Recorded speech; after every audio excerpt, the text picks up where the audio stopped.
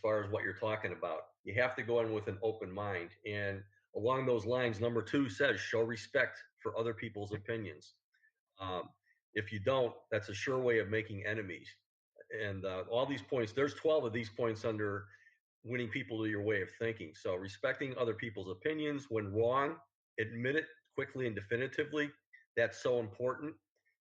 A drop of honey means always beginning in a friendly way. So these first 4, as you can see, these are building as far as how to win people over to your way of thinking.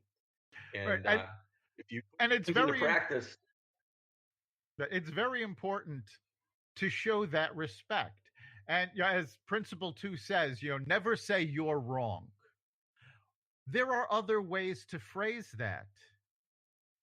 You can say to somebody, well, I'm not sure I see where you're coming from in that. Can you explain that further? I'm not sure that that's really correct. How did you come about this? Give them the opportunity to explain their point of view. And don't say they're wrong, but along the way, if they have a mistaken fact, you can say, aha, now I understand where you got that impression, and you can give them that information. You're not telling them they're wrong, but you're giving them the information for them to go, oh, okay, I see. Again, people get their backs up into the wall. They do not want to admit they're wrong. If you're wrong, admit it. Yeah, again, it's human nature, that defense mechanism. Number 5 is a very, very interesting one, and it's something that you got to work on, but it's a fine art, and it's called The Secret of Socrates, and this is keeping the other person saying yes. This is a great technique when you're making a sales call on somebody or whatever. If you are just asking them questions that make them say yes and agree, what you're trying to do is get them to talk themselves into liking it themselves without trying to sell them anything. So this is really a keen one to be working on. But if you can get people to keep people saying yes, it helps a long way in winning people over to your way of thinking. Yes, people like being right. And if you can get them to say yes, they're in agreement already. They say, yes, okay, we're on the same page. It's long been said, one of the easiest ways to stop an argument is to say, you may be right about that. Even if you don't agree, by saying you may be right about that, they can't continue to argue because you've conceded the point. Yeah. They're like, so getting them to say yes repeatedly gets them in the habit of saying yes, gets them in the mindset of yes. Yeah. So that when you come to the point where you're putting your point of view across, or the sales question, or whatever it is that's the point of the conversation, when you've got that yes momentum, the natural progression is to keep that going. Yeah, absolutely. And point number 6, we've talked to in different ways. It's kind of restating things, but letting the other person do all the talking is very important. And there's point number 5, as far as getting people to say yes. What you're really doing is point number 7, getting their cooperation by making other people feel that the idea is their own. The more that you can make them talk about it and start saying good things about it, they're going to say, yeah, this is a good idea. And so psychologically, that's a great one to work. And that goes hand in hand with point number 5 here, keeping the other people saying yes. Right. And point number 7 is very important because people in general don't like to be told what to do. So if what you're suggesting, you give them, enough breadcrumbs to follow so that they come up with the idea themselves, they feel, oh, well, they're not being told what to do. They've discovered what to do. They've come up with it themselves. And they're much more likely to go along with it at that point because they feel invested in the process. They've put in the thought and they've come up with the fact that this is a good idea. Yeah, and along those lines, one of the things that you have to do is point number 8, and that's trying to see things from the other person's view. And We've talked about this in ways to make people like you and listening to people, but it's really, really important to really listen and understand what's going on. And as you said, if you don't understand something, just say, look, I'm not getting this. Can you explain it to me again? And by doing that, it's really, really going to help out a lot. Right, and that also keeps both of you on the same page, so you know where the other person stands. Yeah, we talked about arousing in the person an eager want. Point number 9 here is being sympathetic with others' ideas and goals. And basically, what you need to do is you need to identify what their ideas and their desires are and listen to them. And by doing that, you are going after that eager want in part number 1. Right. And the act of being sympathetic to their ideas and desires is crucial to building a connection.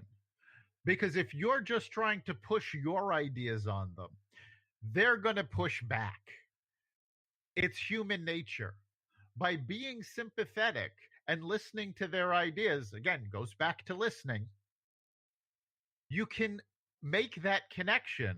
You can see where your ideas can fit together so that if your ideas and their ideas can work in tandem, you make each other stronger and you build that connection. And we are talking about, again, how to win friends and influence people. People love to do good. And the next point, number 10, is appealing to people's nobler motives. Everybody wants to do something that's feels good to them. And that's what this one is all about. So influencing people, getting them to talk about those is a great way to go. Right.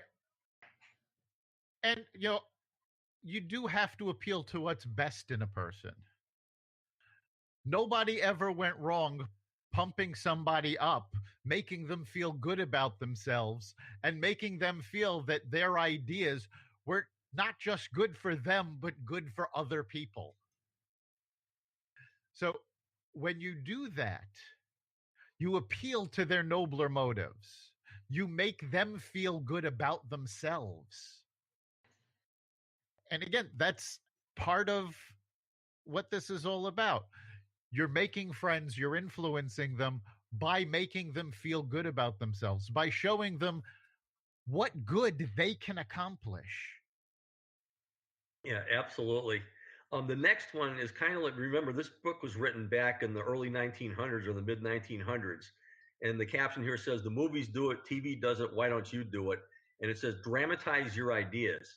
Now, there's a difference between being really dramatic and so on and so forth and doing things sincerely. So I would put in there that you have to do it with sincerity. But obviously, people like to see that you're passionate about what you're talking about in a sincere way. Right. And I mean, dramatize, again, is language of the time. What you're doing is you're illustrating your point, you're showing rather than telling. And that's a key point when you're writing something. You want to show versus tell. To influence somebody, you want to show them the result rather than just tell them how it's going to happen. So that's what this principle is really about. It's about visualizing what it is, illustrating it, and really getting them to see what you're talking about and how they can help. Yeah. The last point here under part number 3, again, which is entitled How to Win People to Your Way of Thinking. This says, when nothing else works, try this. And it's throw down a challenge. Now, this is an interesting point, too. Give me some thoughts on this one. This actually is a very valid point because so many people, when you tell them, oh, you can't do that, their first thought is, oh, I can't? Watch me. So that's what I think that's what this is. This is throwing down the challenge. Oh, you can't do that. There's no way that can be done. Really? You think I can't do that? Well, I'm going to show you. That's right. And again, I mean, everybody's different, and these points aren't, you're not going to do all these points on everybody, but these are just tips. And basically, what we're going towards on the last part is leadership. And it says how to change people without giving offense or arousing resentment. A leader's job often includes changing your people's attitudes and behavior. And these points, these 9 points here, are ways to do that. And point number one, again, is so important. And this is always begin with praise and appreciation. It's like giving honest and sincere appreciation in the fundamental techniques, which is number one. But it's worth repeating here. All right. It goes back to the old saying, you get more bees with honey than you do with vinegar. People like to hear praise. They like to think of themselves in a positive manner. If you can help them do that, they'll listen to you more. And point number two follows very, very logically. This is how to criticize and not be hated for it. A lot of people out there complain about their bosses because all they're doing is picking out stuff that's wrong and saying you got to do this and you got to do that. This point is be indirect when pointing out mistakes.